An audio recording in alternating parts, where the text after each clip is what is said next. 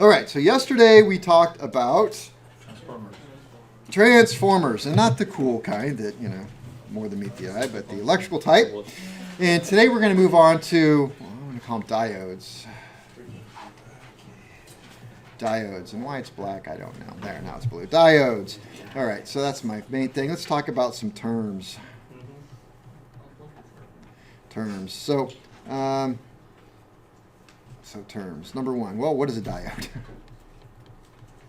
And you had some fun playing with diodes with one of the first projects that you did in electricity. But it is a device that allows current to flow, that allows current to flow in one direction but stops in the other. To flow in one direction but stops in the flow in the other.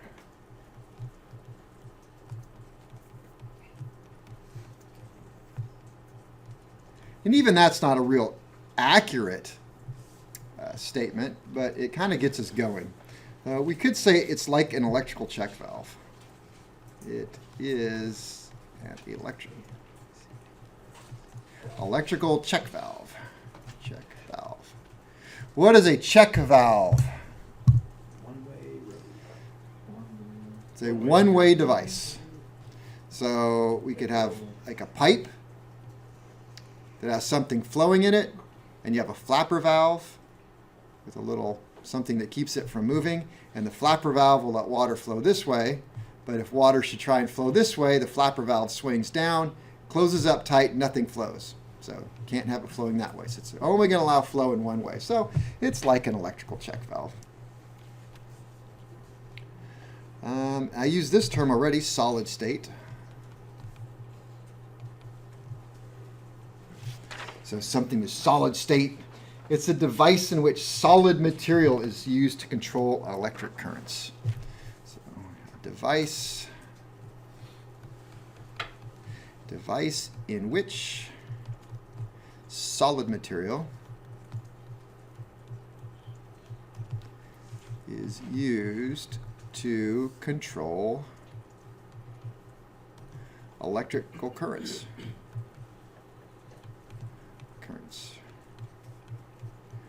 As opposed to something that, well, like, what is this thing, Tim? It's a relay. He's my relay expert. So this is not what I would say it's solid. Sure, it's solid. If somebody throws it at you and hits you in the head, you would definitely argue that it's solid. But it's, you know, got pieces and parts, and it's not what they mean. But so I have a relay, and I could possibly do the exact same thing with something that's solid state, which doesn't have moving parts with inside. No. All right. So, but in order to understand all this, we have to understand semiconductor theory.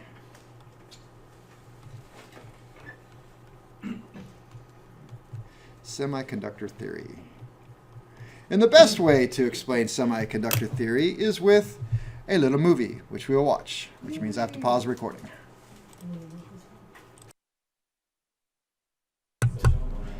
All right, so I guess we're back. And you watched the movie. Does that explain everything well enough for you? All right. I guess I'll... Can I post them? Yeah, they're on YouTube. I mean, the link for this. I suppose I could. So we have the YouTube, so I have the videos. So I keep my everything going straight here. All right. So what did we learn here? Well, we had a couple of things. Silicon and germanium.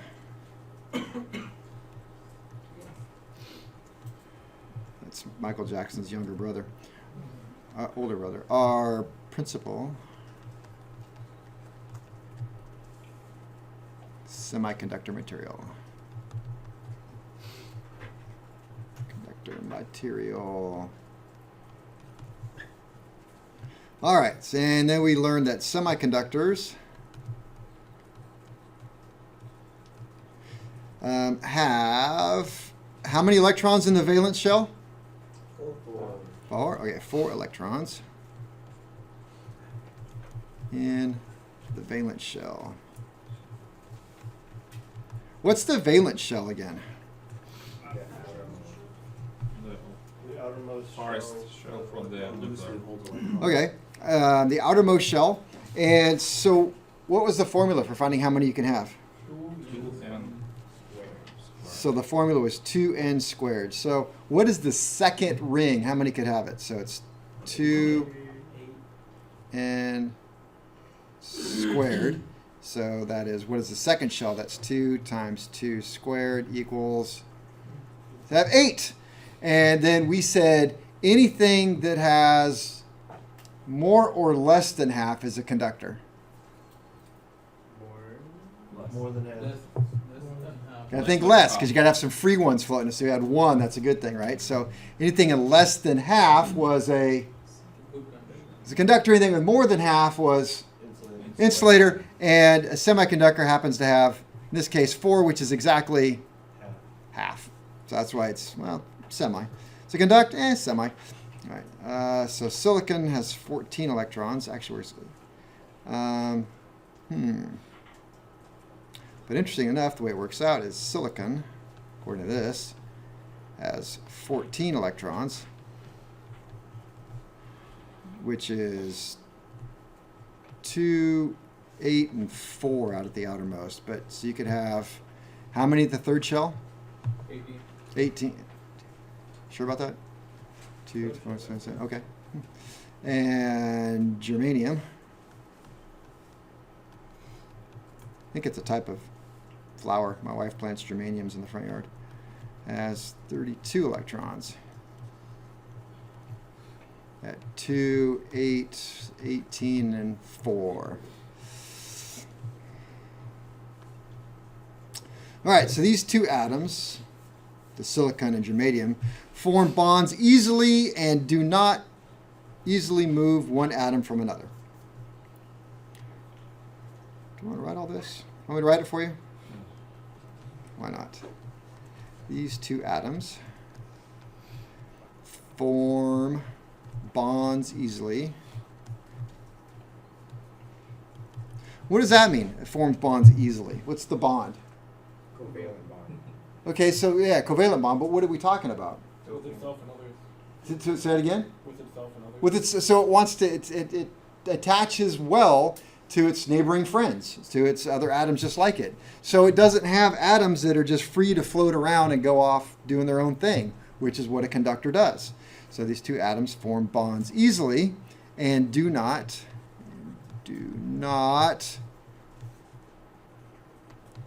move one electron to, how do I write this? Bond, and do not move one electron to another. That works. All right. But what do we do to change that property? Move it to the open spot. Put a over on. Doping. Doping adds impurities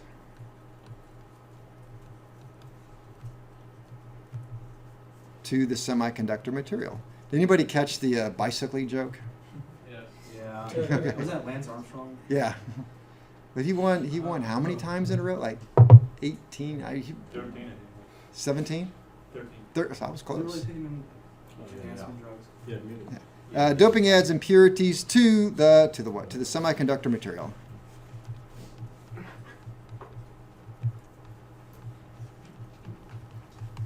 All right, so we add in the form of a very scary looking smiley face. Oh, an element with 5 electrons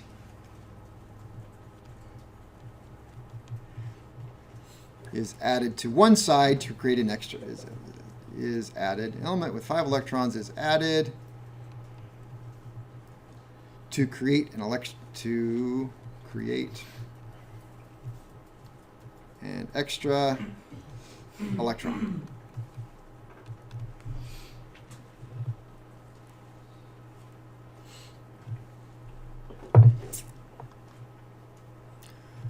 Or, actually, I'm kind of jumped in here. I'm talking a little bit more about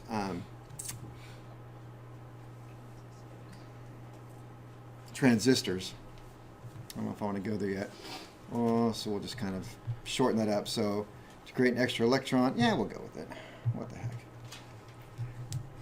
So if we have an element with 5 electrons, if we added an element with 5 electrons is added to create this electron within our material, then what do we end up with?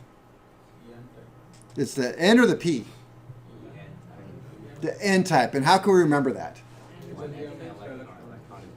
The N is negative. There we go. So we got an extra electron. Extra electron means negative. So we're going to see it. So this is the negative side. This is the negative side. Even if it's a diode, it's still the negative side. This is the negative side. N type, which we can call N type or N type.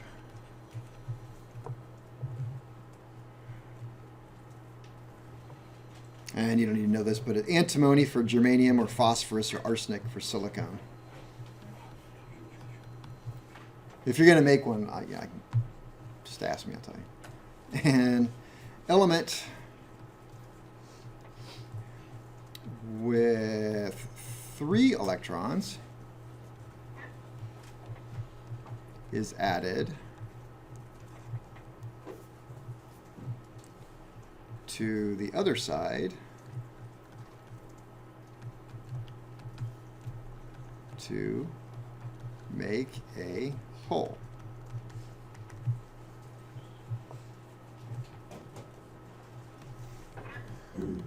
This is the positive or negative? Positive. This is the positive side.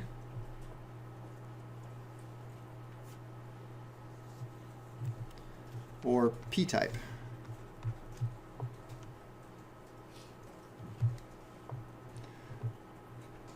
And then right in the middle, the spot where the 2 elements come together, where the 2 elements come together, is called, what was that called? This is the depletion zone.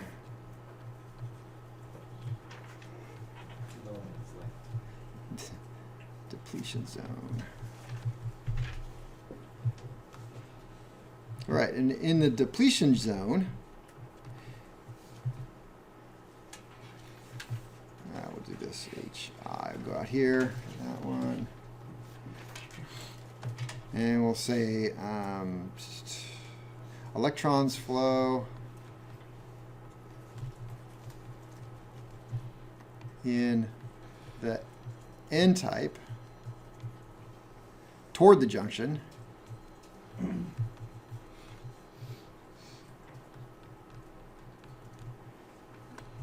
And holes are imagined to flow towards the junction. Toward the junction. G-U-N-C-T-I-O-N. Junction. Got some crappy writing tonight, man. Holes are imagined to flow toward the junction.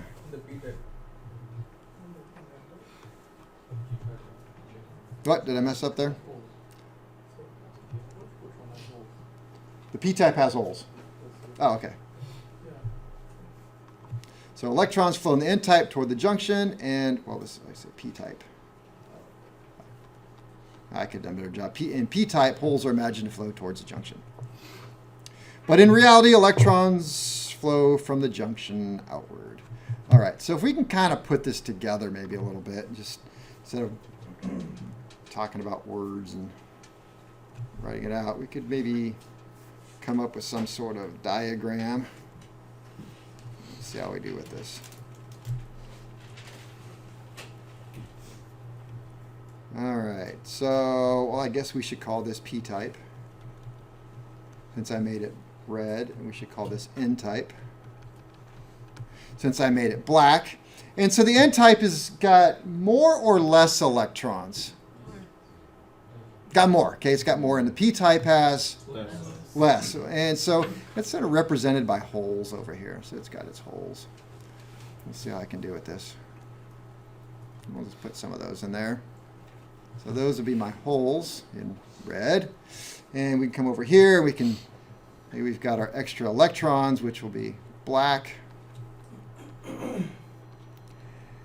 And so when we set something up like this, and it's just sitting here, what tends to happen? And I don't have any electricity or battery or anything connected to it. So if you remember right here, this is called the what? Depletion zone, or before we get to that, it's called, you said it earlier, the boundary or the junction. The junction. So what happens right here at the junction is I've got a hole and I've got an electron. Well, this electron sees that and it's like, hey, I've got a spot where I could go. So the electron's going to come over here and it's going to fill that hole, right? And over here, since that electron moved over, what did that leave? A hole. Okay, so I'll just put that over here. So now we got a hole over here. So I got a hole and I got electron. They swapped. And so now I've got this area right in the middle, which is called the depletion zone. So this is the off state. So it's just sitting here. And now you can see the electron moved over to this way and the hole moved over that way. And they're kind of now separated. And so this electron is a little too far to come over here. So it's just going to stay over here. This hole is just going to be unfilled, right? So nothing's moving whatsoever. Everybody follow so far? That makes sense? Did I do okay? Yeah. So, because you said this is in the off state, correct? It's off. Well, I have a battery. Not. So in the depletion zone, when it's off, will the electrons go from empty hole to empty hole? Keep them? Oh, they're pretty much just right there. Just one step. Like I'm just going to say one step. We're going to make this very simple, okay? So, one step. We'll say there's not enough force. There's nothing coercing this electron to keep going. I'm sure in reality they kind of bounce around, but they don't go together in such a fashion that's going to lead to current flow. Things aren't totally static, but we can pretend like they are. So here we got this depletion zone. Nothing's happening. And so I decide that I'm going to connect a battery to it.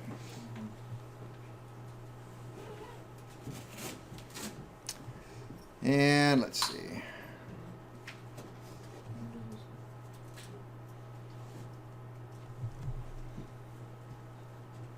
Let's turn that around.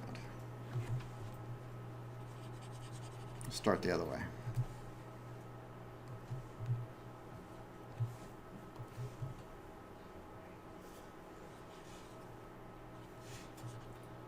There we go. So which side's positive now? Left side. Okay, so we got positive here. Is this forward or reverse bias? Question is, so forward and reverse means, is it on or is it off? Will current flow or will it not? If it's forward bias, current's going to flow. Well, let's think about what happens. So I got a positive here. Opposites attract or repel? Okay, so I got a positive here. What is it going to want to do with all of these electrons? So they're going to kind of go that way? All right. So they go that way, and the holes, which are thought of as a positive, they're going to want to go this way, right? So what does that do to my depletion zone? it's growing. It's growing. So this right here is reverse bias. Or off. And that's why it's off. That's why it didn't work. That's why when you put an LED in backwards, it doesn't do anything. Because this is what's happening inside. So, when you flip those, so the NP type on like, So you want to talk about flipping them? never mind, I'm thinking theorizing on something. Okay. Because when the holes will never cross the midline, they're always gonna. The holes aren't really there. It's a lack of something. So you have to remember that. first of all. It's a lack of something. But if it helps to think of it as a positive, so be it. But you can't continue to do that and make sense of it. Anyway, here we got reverse bias, and it's off. Follow? Okay, so let's turn this thing around and see what happens if we want me to erase or redraw. All right, so let's figure out what's going to happen now.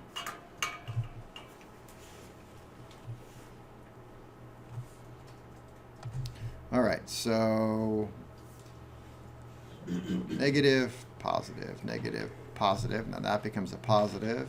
This becomes negative over here. All right, so what's going to happen now? Okay, so still have our depletion zone, but we just connected this up. So we have negative over here. So negative is going to do what to these? Push them. All right, so I got a force it's going to push. So it's going to start pushing all of these this way. And I've got a positive force over here, positive and positive. If you want to think of these as positive, it's going to tend to push them this way.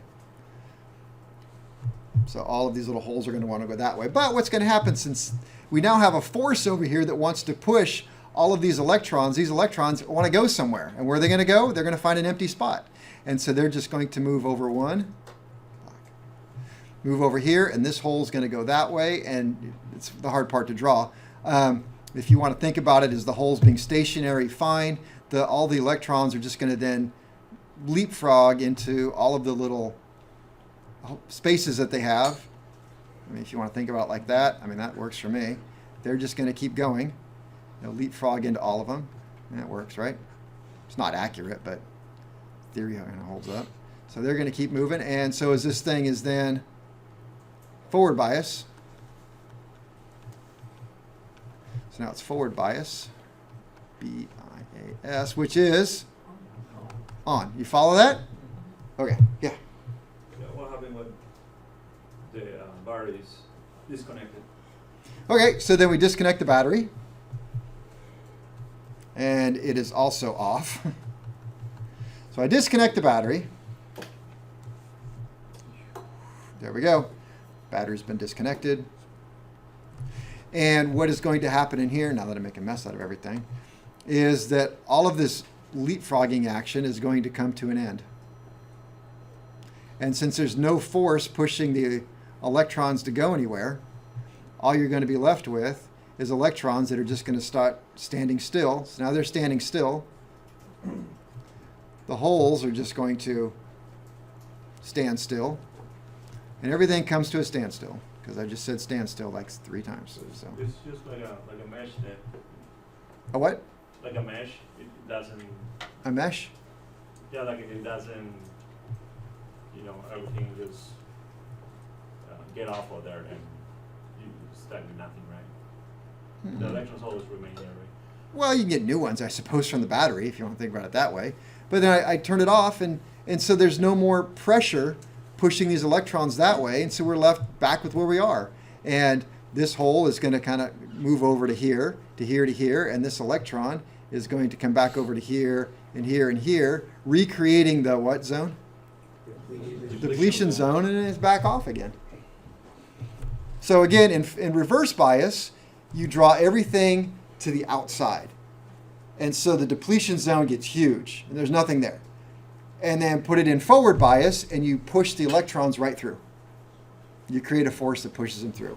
And so what have I created here? What is this thing with one N and one P? What do we call that? That should be a diode. Okay. So I know in the movie they talked a little bit about diodes and transistors, but I'm just talking about a diode right now. But a transistor is nothing more than an NPN or PNP. So all right, so you kind of get the diodes going there. Yes? Hopefully. Okay. We can go back over this a little bit more, but this is the theory that I don't know. It kind of works for me, my little brain here, on how this works without the scary little. Yeah, won't have nightmares there. Okay. So all right. So let's go back and talk a little more about diodes. Diodes. And I said, well, it's like an electrical check valve, like an electrical check valve. Meaning that it will allow current to flow one way, but it shuts it down when it tries to go the other way.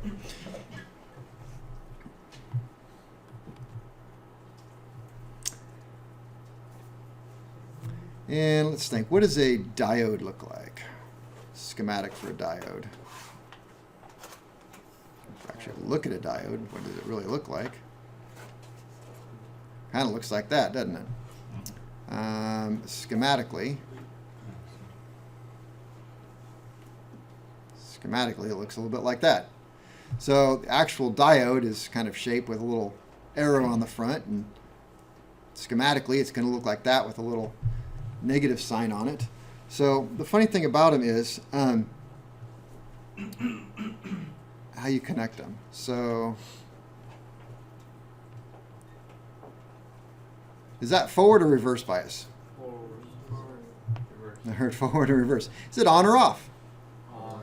On. Well, here's the way I remember it. So note the arrow. So kind of go back to when these things were invented, and they figured them out, was before electron theory flow. So it goes back to conventional theory flow. So if you think about conventional theory flow, do you think they thought it was going to flow this way, or they thought it would flow that way? The first way or the second way? First way. All right, that's exactly it. So they figured, oh, let's just draw it that way because it's showing which way current's going to flow, except it's conventional. So the arrow, OW, shows direction for conventional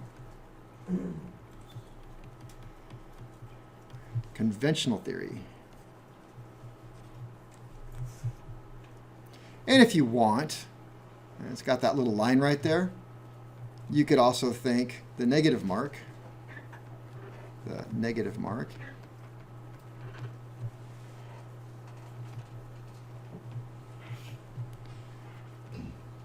can be thought of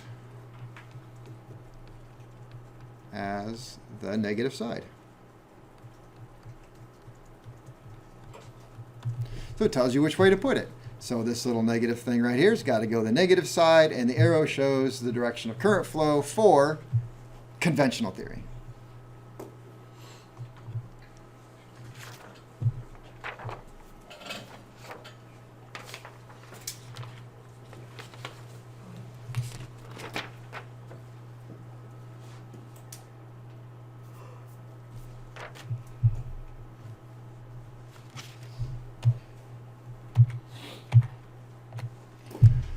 I guess I have a drawing where I could have just went through this.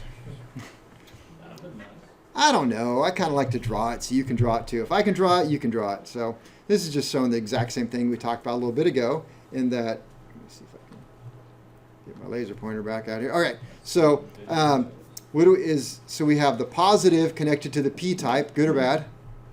On or off? On. Negative connected to the n-type. That means it's on. All right, and they're showing current flow going from negative to positive. That's fine by me.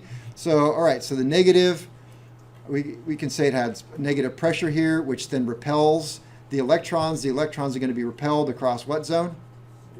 Depletion zone into the positive, which has a bunch of empty spaces called holes, and so it pushes the electrons right on through, and we have flow. So now we go down to reverse bias, and notice the battery has been connected backwards, even though I think they used the same schematic there. Never mind, they at least wrote the plus and the minus correctly. So we got the plus over here and the minus over here. So the plus attracts all the electrons over here. You're like, ooh, something different. Not like us. They will all come over this way. And if we want to think about these holes as positives, then we would think that actually it's just all the electrons are moving to the right. So we have empty spaces. All the empty spaces collect over here towards the negative. Now we have a very large what? Depletion zone.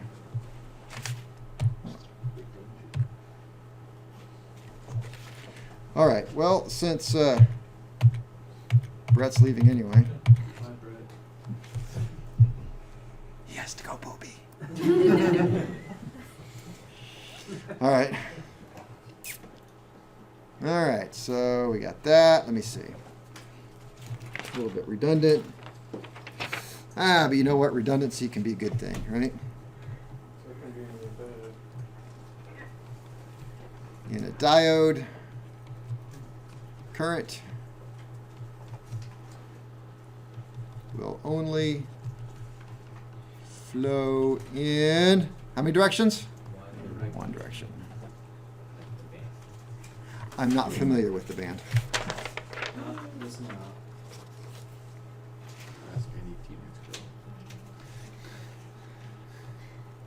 When forward biased on or off? On, okay. It's going to be important. Electrons flow into the N-type.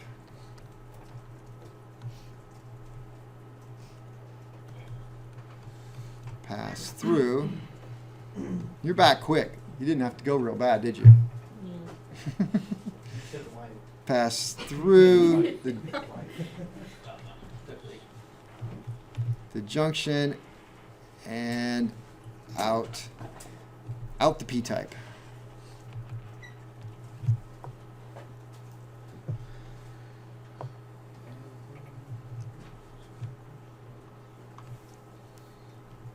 And when reverse biased,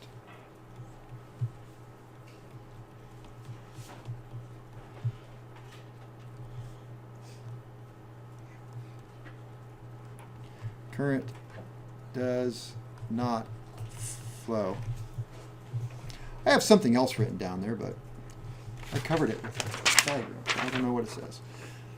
When a diode is reverse biased, electrons flow, I don't know, something and don't flow the junction. All right, let's see, I had my example, which I don't need to put that. All right, diodes. Diodes have very low resistance. Is that true or false? What's that? Depends on which setting you're on. Okay, depends on which setting you're on. Why?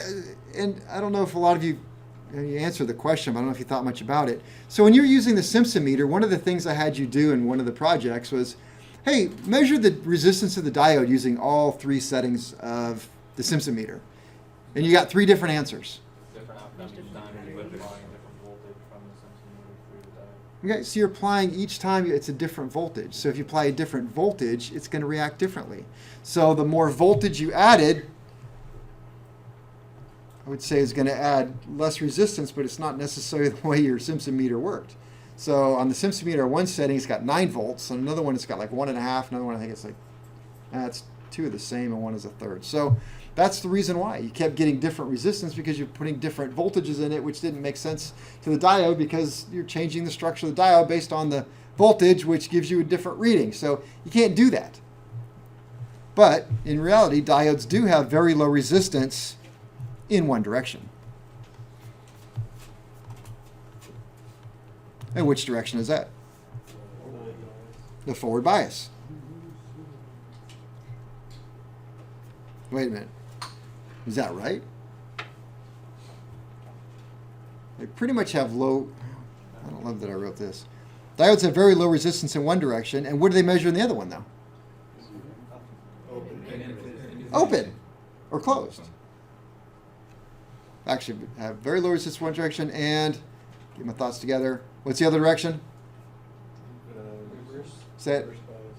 Reverse bias is then And open. open, meaning Infinite resistance. lots and lots of resistance, and open in the other.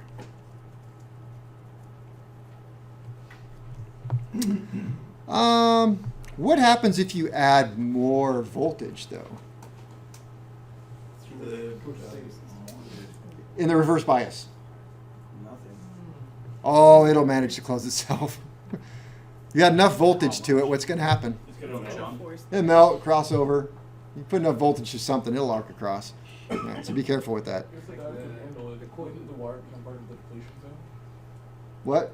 If the diode can handle it, wouldn't the wire become part of the depletion zone? It'd have to be a pretty big diode. I suppose in theory, but in reality, you put enough voltage on it, it just arcs across, and you've ruined it. And it's So you take one of the big Right.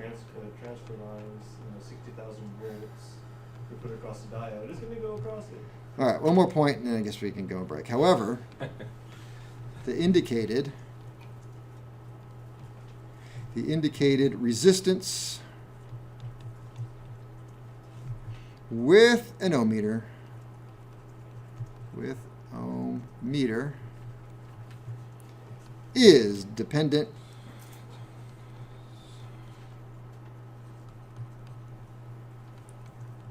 on the input voltage. Input voltage of the meter. And that is break time.